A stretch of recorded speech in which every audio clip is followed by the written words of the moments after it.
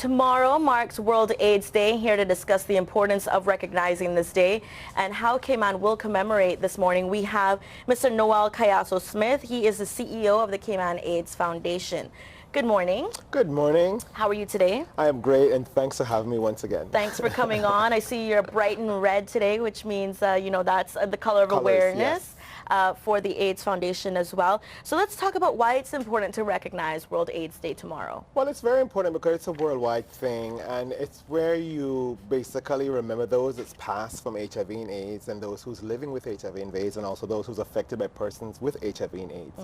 So it's a celebration we're doing, and it's the 10th annual celebration that the Cayman AIDS Foundation is putting on. So we're really looking forward to getting out there and showing our support. All right. And with that, too, you will be hosting a march tomorrow. Can you tell us the details? Yes, we're doing a march tomorrow, leaving from the Government Administrative Building to Hero Square. Of course, we're going across the waterfront. We're looking for the public support to come out. So if you get your lunch break around that time, please come out and join us. It's going to be a lot of companies is going to send their vehicles in if they can't get employees to come out to join us in the march. The fire department will be there, the police department.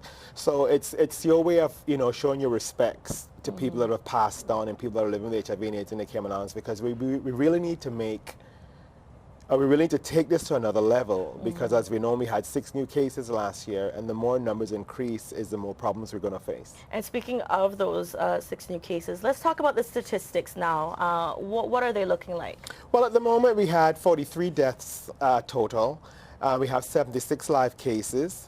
We had 6 new cases last year, which brings us to a total of 124. But they always say to take that number and double it or triple it, because there's persons that are not aware that they got HIV, or persons gone overseas to be tested and perhaps find out they are and seeking treatment that way. Okay.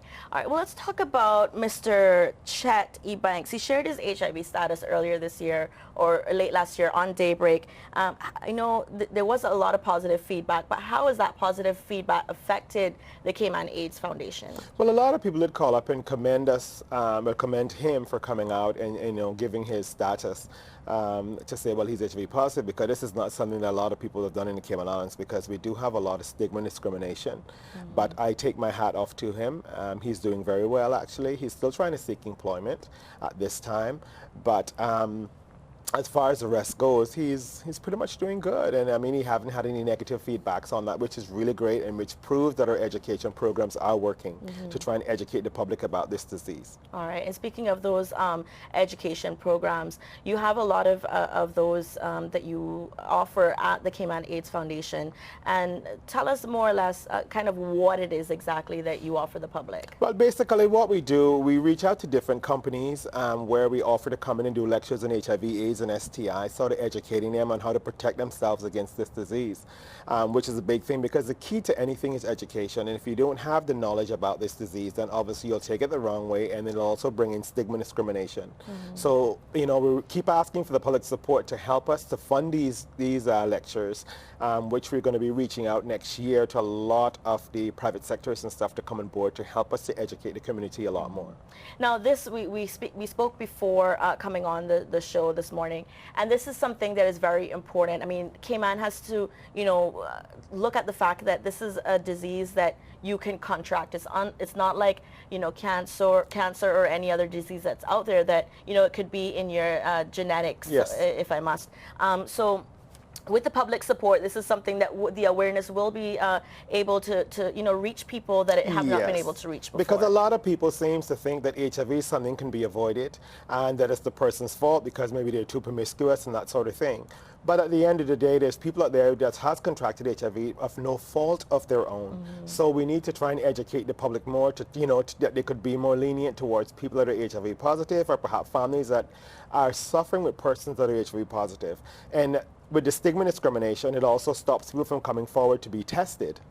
So it's a lot entail that we've got to do. All right. And if you want to get any information, you can log on to the Cayman AIDS Foundation website. That's caf.ky. And if you have any questions as well, you can also give them a call, and the number is 946-3029. And I just want to say to people as well that we're meeting at Hero Square at 5:30 to do a march from Hero Square to Emsley Memorial Church for the candlelight vigil. So if you can join us there, I would really appreciate that. All right, and I want to let everyone know the details also. The World AIDS Day March will take place tomorrow at 2:30, starting at the Government Administration Building, ending at Hero Square, and then from Hero Square later on in the evening, you will be leaving there to head over to Elmsley for the candlelight vigil. And again, the website is caf.ky for any further details. Yes. Thank you so much. Thanks once again for having me on All board. right, good luck tomorrow. Bye.